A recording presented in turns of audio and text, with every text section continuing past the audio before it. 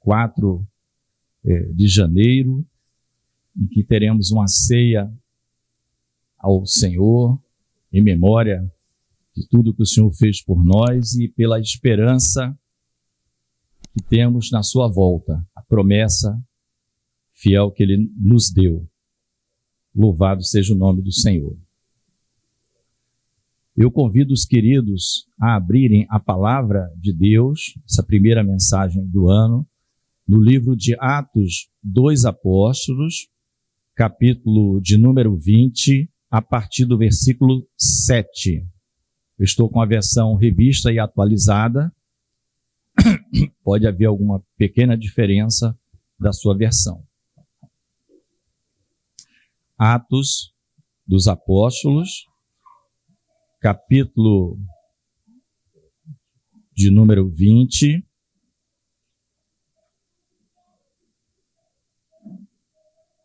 a partir do verso 7, uma passagem bem conhecida dos queridos.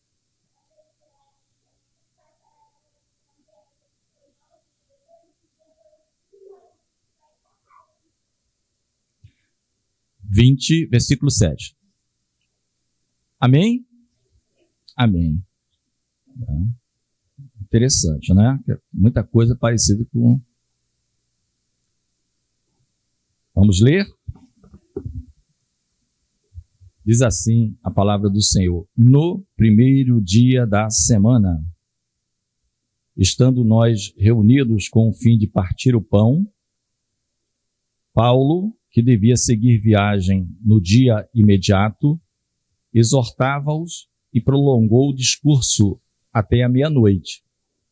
Havia muitas lâmpadas no cenáculo onde estávamos reunidos.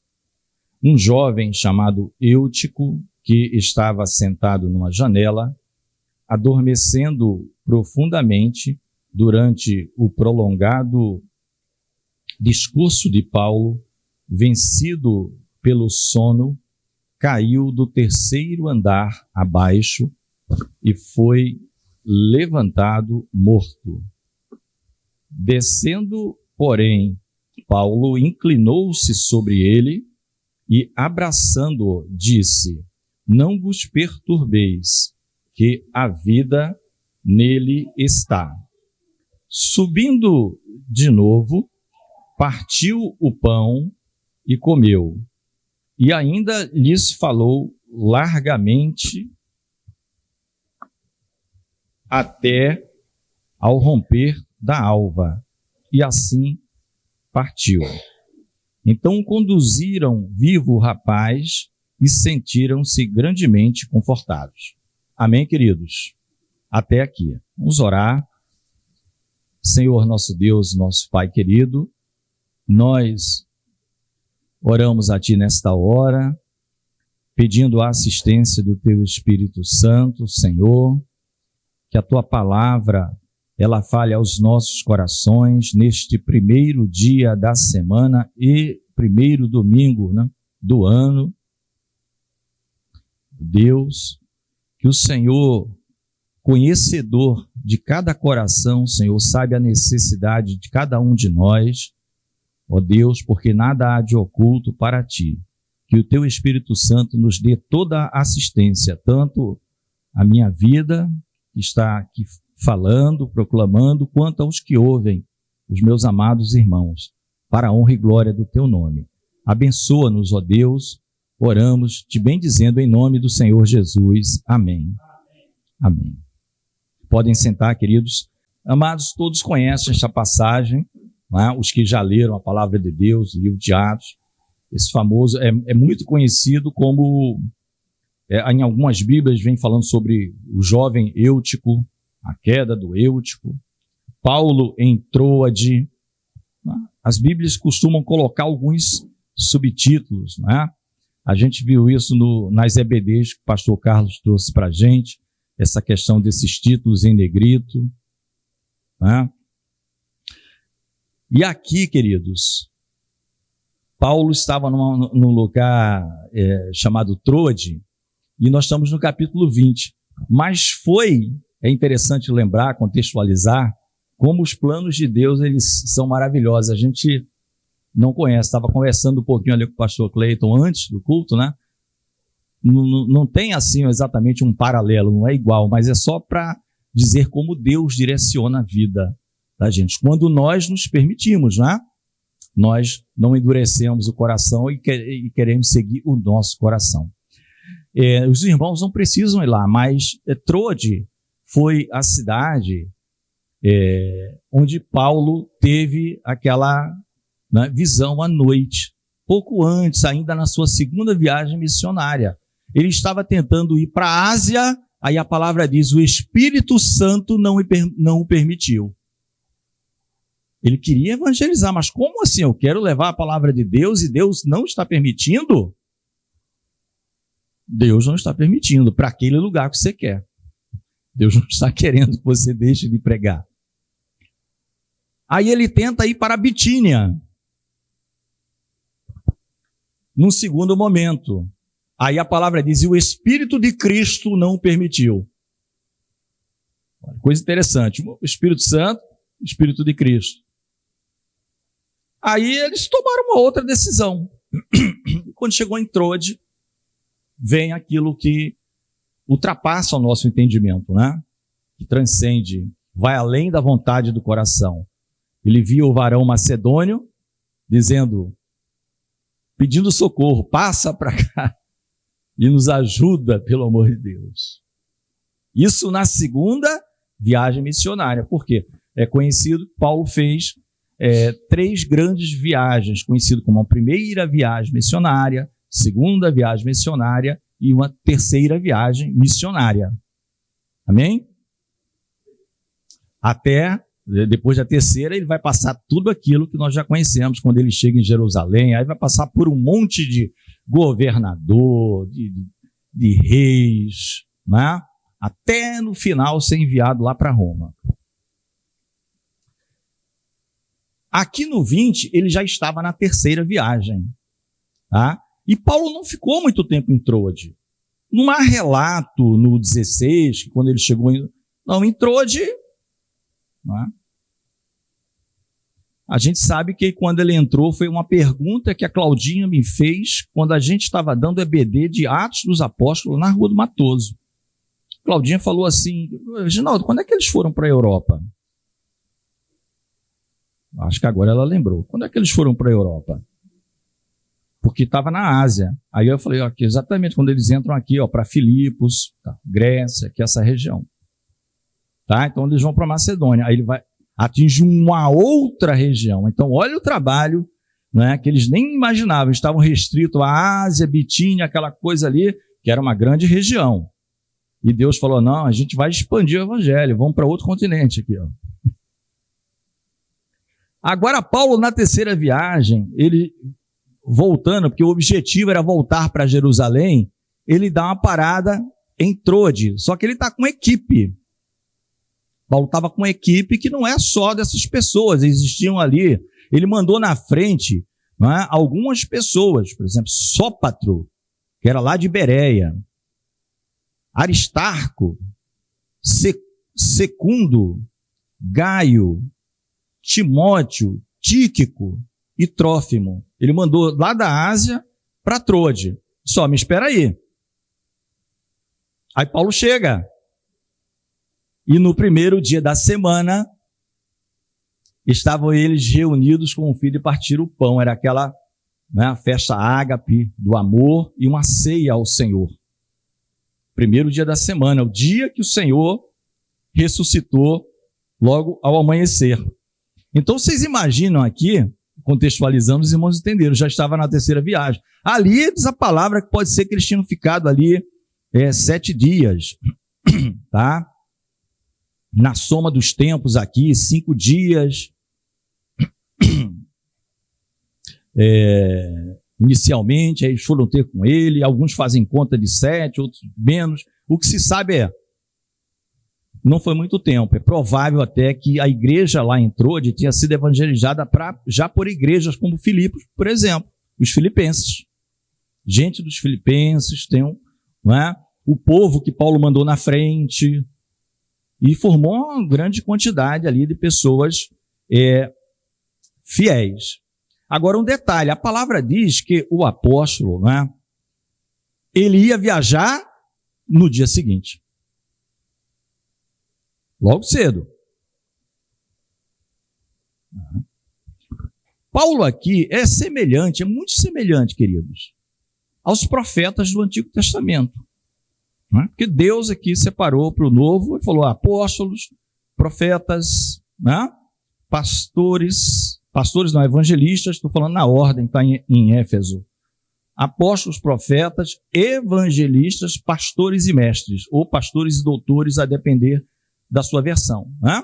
Ele era muito semelhante àqueles profetas do passado que ia falar com a multidão. Ele era a boca de Deus aqui. Ele era o homem, ele era a palavra de Deus em ação, cumprindo o que o Senhor Jesus falou para ele. Eu lhe mostrarei o quanto ele deve padecer por amor do Evangelho. Não é isso? Naquele encontro com Cristo. Eu lhe mostrarei. Ele é um vaso escolhido para falar diante de reis, de gentios, de judeus, de todo mundo. Estavam eles reunidos com o fim de partir o pão. No primeiro dia da semana. E ele devia seguir logo no dia imediato. E Paulo ali, nessa versão que eu estou, fala só em exortar, mas em outras versões vão falar de dois verbos, tanto de ensinar e exortar. Né? Como está quando Paulo escreve a Timóteo, por exemplo, sobre o poder da palavra de Deus. Né? Ele é apta para tudo isso, para ensinar, para corrigir em amor, exortar. A palavra de Deus. E havia muitas lâmpadas no cenáculo. Estavam num local que era uma construção. E eles estavam exatamente no terceiro andar. No terceiro andar, né? Estava na laje ali da construção do terceiro andar. As coisas eram, a maioria feita de madeira, né? E havia muitas luzes e o local estava cheio. Todo mundo ouvindo a palavra do Senhor, que eles iriam cear. E havia um jovem chamado Eutico, que ele estava na janela. Amados, Troade é uma cidade marítima, tá? É uma cidade marítima. Todas essas cidades marítimas, elas chamam muita atenção, porque ela, por natureza, é um lugar portuário, né? Você pode pensar em turismo como em comércio. Então, todos os comerciantes, toda a estrutura é montada, porque vem gente de fora, vai deixar dinheiro ali. Né? Então, existem também muitas luzes do lado de fora. Existem muitas luzes do lado de fora. E a gente já percebeu que esse Eutico aqui, jovem, ele tem um significado muito grande para nós. Ele traz um ensinamento muito grande. Enquanto havia tantas luzes no cenáculo e uma multidão ali ouvindo Paulo, que iria viajar no dia seguinte e alargou até a meia-noite, né? Talvez, se não acontecesse o que vai acontecer aqui com Eutico, terminasse ali a ceia meia-noite, Paulo ainda tiraria um cochilo para logo cedo viajar. Mas a palavra prevaleceu, amados. A palavra de Deus, de tudo que aconteceu aqui, o que é que mais tinha? Era a palavra. Foi a palavra que começou e Paulo abriu mão de qualquer descanso para viajar no dia seguinte. Vocês percebem esse detalhe? Ele não dormiu. Saiu dali, ele já foi para o navio. Ele já foi para o navio. Mas não era isso que inicialmente estava previsto. Quando nós, amados, dividimos o nosso olhar entre as luzes do cenáculo, entre aquilo que é iluminação aqui trazendo para os nossos dias, a palavra de Deus diz que o Espírito Santo ilumina a palavra de Deus em nossos corações. Nós temos que orar nesse sentido, para que ao lermos, é como se os céus se abrissem e a gente pudesse penetrar Como o pastor Carlos diz, cada palavra tem sentido. Não está solta ali. Não está por acaso ali. Deus, até genealogia. Se as pessoas quiserem se especializar em genealogia, até cada nome daquele, não sei quem, filho de não sei quem, que é filho de não sei quem, faz sentido. Tem uma razão de estar ali. Não é? Então a palavra faz sentido. O que mais tem é a palavra. Mas a pergunta que fica é, para que tipo de luz eu vou olhar? Quando você está na janela, você está dividido. O Eutico está olhando para as luzes do mundo, de uma cidade portuária, e está também parcialmente ouvindo o discurso de Paulo. A gente já viu que em cima do muro é igual a perdido já. Em cima do muro é igual a perdido.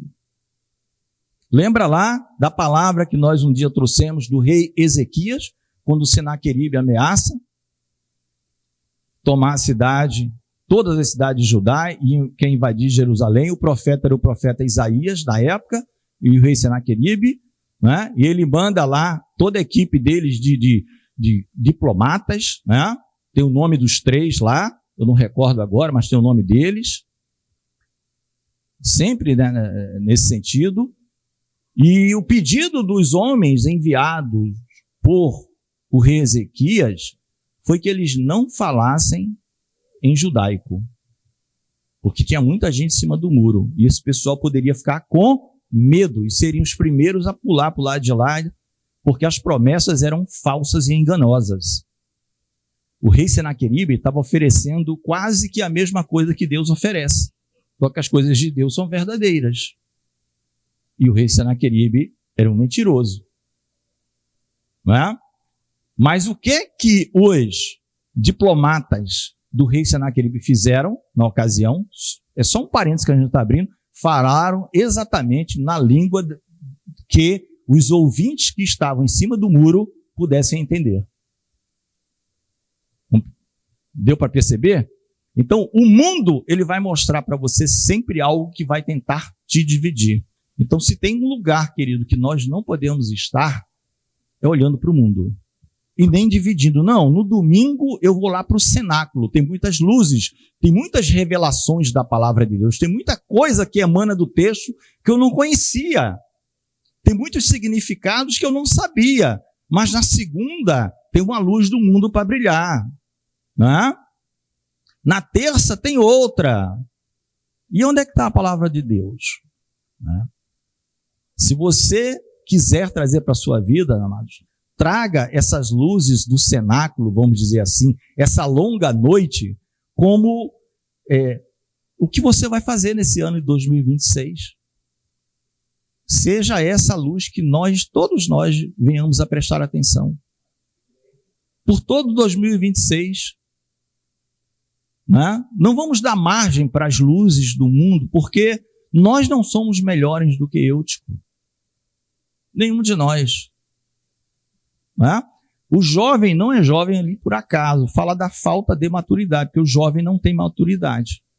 Mas você pode ter 60 e tantos anos como eu e pode não ter maturidade suficiente e acabar sendo engodado por essas luzes que estão no mundo.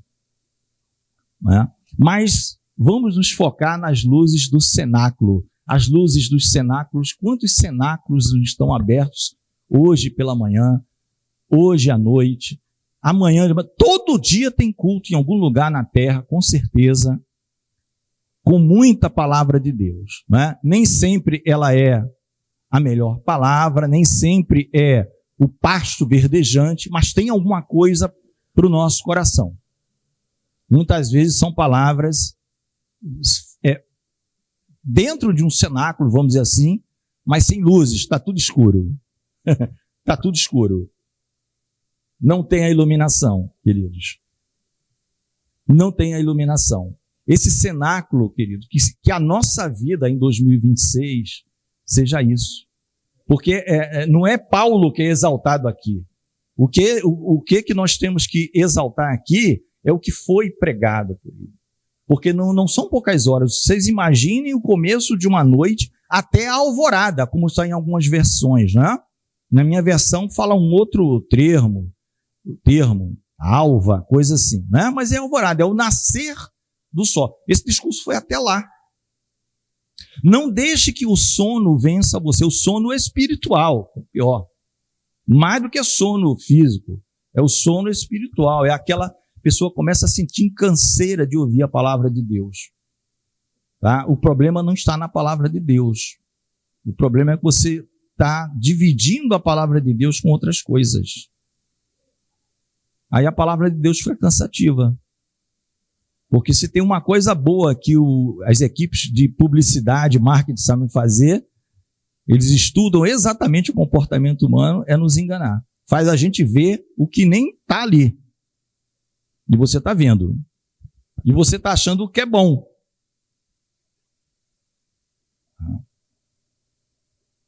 A gente fica, se fosse assim, amados, o sabão em pó da época da minha mãe nunca tinha mudado. Porque a propaganda era que a última, e agora ninguém passa, a melhor chegou ali. E a quantidade de sabão em pó que já mudou, né? A cada uma chega uma nova. E a gente vai, não, essa agora tira todas as manchas. Essa tira todas as manchas. Esse agora, né? É igual a pasta de dente. É normal. Isso mexe, mudança mexe. Tem estudos de engenharia de produção mostrando isso. Só olha, as lâmpadas da fábrica de produção vão ser trocadas por uma nova lâmpada que tem uma tecnologia tal. Aí o cidadão faz um estudo depois, o professor pesquisador, e diz que aquele aumento de produtividade foi só pela mudança, não é a lâmpada em si. É porque mudou. Então aquilo traz um ânimo novo. Poxa, acho que eu estou produzindo mais, realmente, essa lâmpada aqui. Mas daqui a 5 anos vem outra lâmpada, mas aquela não era melhor? E você percebe que a palavra de Deus, Deus é sua palavra, imutável. Porque eu não mudo, diz o Senhor, vós, ó filhos de Israel, não sois consumidos. Porque se Deus mudasse, não ficava ninguém para contar a história. Mas como Ele é um Deus fiel às suas promessas, nós não somos consumidos. Amém? Está em Malaquias, salvo engano, 3:6. Porque eu não mudo, vós, ó filhos de Israel, não sois, ou filhos de Jacó, não sois consumidos. Aquele jovem, querido, apesar de estar dividido, o que acontece durante um culto, onde as luzes nos cenáculos estão? O jovem cai, né? Cai do 3º andar. Não vou falar nada sobre o número 3, porque é tanta coisa que caiu de uma posição, né? Vai lá para rastejar, vai estar no lugar do rastejamento. Sai do 3, vai para o rastejamento. E disseram para o Paulo, o homem está morto, o garoto está morto. Paulo, para o discurso, né? Olha a misericórdia de Deus. Vai lá, abraça o menino e diz, não, a alma dele ainda está nele. Muitos consideram que foi uma ressurreição. Entende como uma ressurreição, que de fato o primeiro diagnóstico foi de morte, ele foi levantado morto, mas Paulo, quando desce, ou seja, o homem não tem poder nenhum, mas aqui, como eu falei para vocês, Paulo era como se fosse o profeta do Antigo Testamento, é o Samuel, é o que fala para a nação, é a boca, ele vai lá e ressuscita. Quando nós estamos em comunhão, na palavra de Deus, nas luzes, milagres acontecem, queridos. Milagres acontecem. E quantos milagres não aconteceram no ano passado? Né? Deus até deixou muito assim, né? O segundo semestre. Parece que ele falou, no segundo semestre eu vou fazer um monte de milagre naquela igreja. Fez um monte. Um monte de milagre, né? Um monte de milagre. Acontece quando... E Paulo volta, querido. Paulo volta, sobe, o menino já não foi mais para a janela, e Paulo acalma a congregação, dizendo para que eles não ficassem perturbados. Né? Muitos estudiosos apenas conjecturam que aquele jovem provavelmente estava com a família, pai, mãe, coisas desse tipo. Mas é opinião, né? Porque houve perturbação, era uma pessoa querida e conhecida dos que estavam naquele 3º andar, com muitas luzes. Então, não há prazer na morte nem do ímpio, que dirá daquele que está em comunhão com os irmãos, né? Mas todo mundo estava tão com os olhos fixos e os ouvidos atentos ao que o homem de Deus falava ali, né? A própria palavra de Deus, que não tinha assim percebido que ele estava numa posição perigosa de olhar luzes que não provêm de Deus. E Paulo, então, ali o milagre acontece. E ele subindo, diz a palavra de Deus, aí ele partiu o pão. E ali houve, comeu, e ali houve a ceia. Mas ainda, né, algo que estava previsto para terminar um pouco mais cedo, e olha que como eu falei, queridos, o Deus de Israel, eis que não dormita e nem tosqueneja o guarda de Israel. Isso é um salmo. Não dormita, no sentido de dormir, e tosquenejar é aquele famoso leve, né, você está assim, leve cochilo, assim, dá aquela... E já vi gente assim conversando, era tanto sono, ele está conversando com você e tosqueneja. Eis que não dormita e nem tosqueneja o guarda de Israel. Deus está atento a tudo. Deus está atento a tudo, em especial pelo seu povo. Pelo seu povo, queridos. E aí, o discurso, né, foi até... Ele alargou até o romper da alva, ou nas versões mais tradicionais, até a alvorada. Ou seja, aquele momento que vai começando a clarear.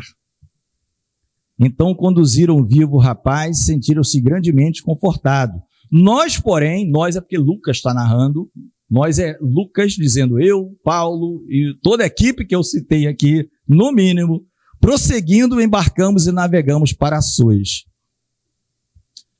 Amém? Onde deveríamos receber Paulo, porque assim nos fora determinado, devendo ele ir por terra.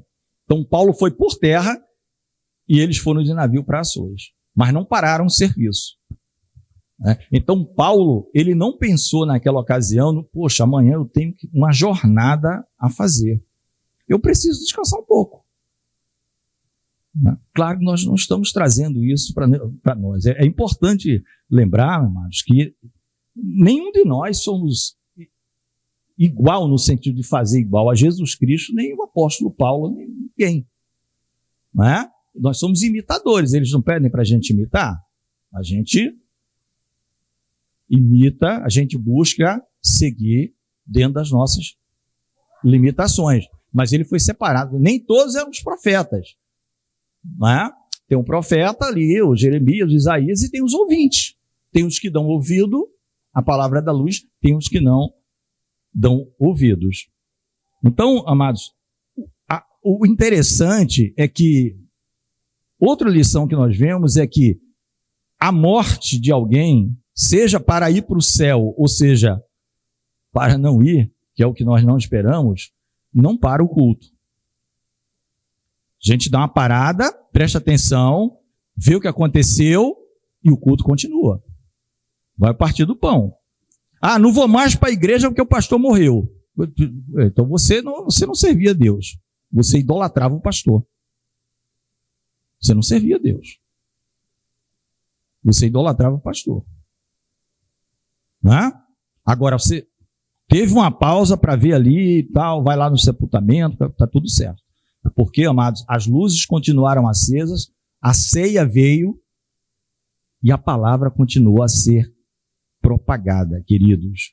Muitas lâmpadas. É assim que nós devemos. A palavra, ela já está indo para o final. É uma palavra que coincide, vamos dizer assim.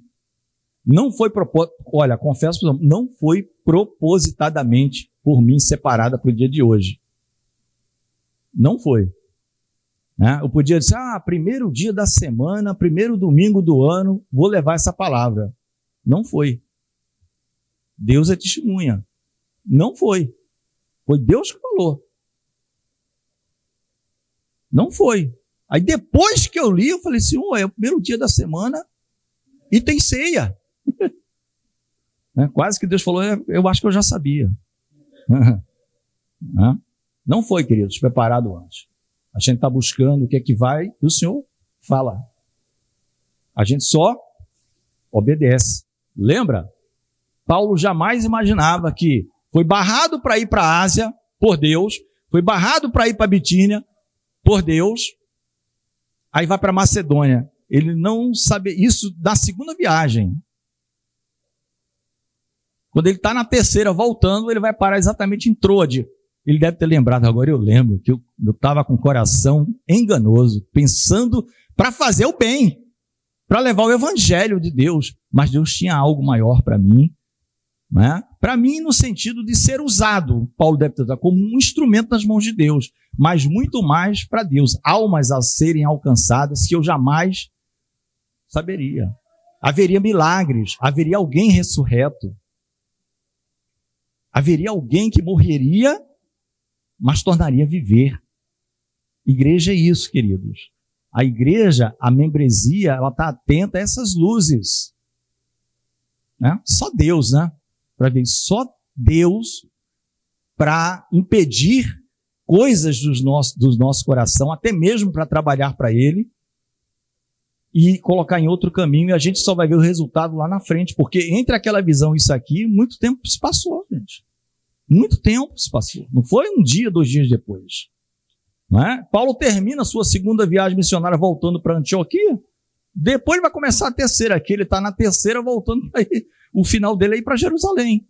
Ainda vai passar por Éfeso, vai falar com aqueles anciãos de Éfeso, os homens vão chorar, que é a última vez que vão ver ele, né? A palavra diz que eles choram. Paulo vai passar lá em Mileto, vai mandar chamar os presbíteros de lá, vai dar orientações, né?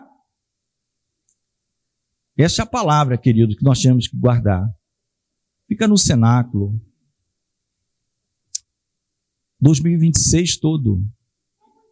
Fica na luz, fica onde a palavra de Deus, não é local, não é aqui, não estamos falando especificamente daqui. É você com Deus, é o relacionamento seu com Deus, mas sempre no corpo, não tem uma pessoa. Porque saiba, você pode ser um daqueles que foi socorrer o Eutico, como você pode ser em algum momento de fragilidade o próprio Eutico. E pessoas que estão ali vão te socorrer e Deus vai fazer com que você venha a reviver.